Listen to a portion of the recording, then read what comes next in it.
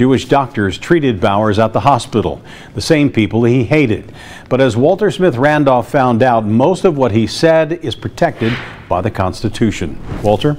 Rob, it may be surprising, but it's true. Because of the First Amendment, there's no legal definition of hate speech, and in this country, you can't be punished because of your views. But communication experts say the First Amendment doesn't guarantee a platform to advocate hate speech, and tonight the Jewish community is urging everyone to call out anything that attacks other people and incites violence. The signs were there, all over social media. Accused synagogue gunman Robert Bowers espousing anti-Semitism and hate speech online.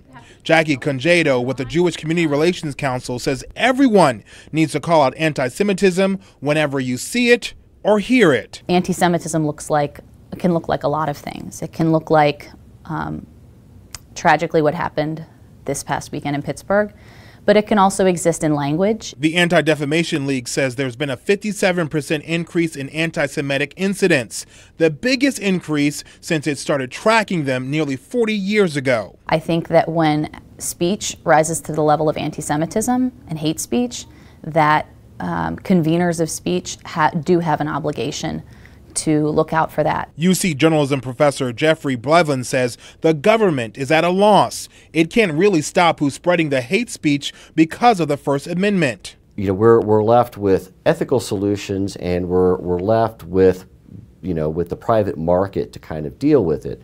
And I think that's what we're seeing with some of the things on social media, whether it's Twitter, Facebook. Twitter, for example, may get rid of its like button because it can be used to like hateful rhetoric.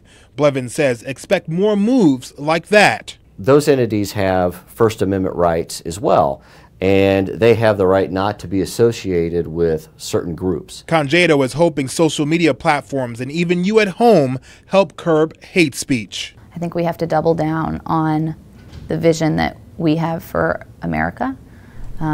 The vision that was... Rob, the Pittsburgh shooting suspect used a platform called Gab to spread hate speech. Gab shut down today after Apple and Microsoft removed the app from its platform, saying Gab violated its terms of service.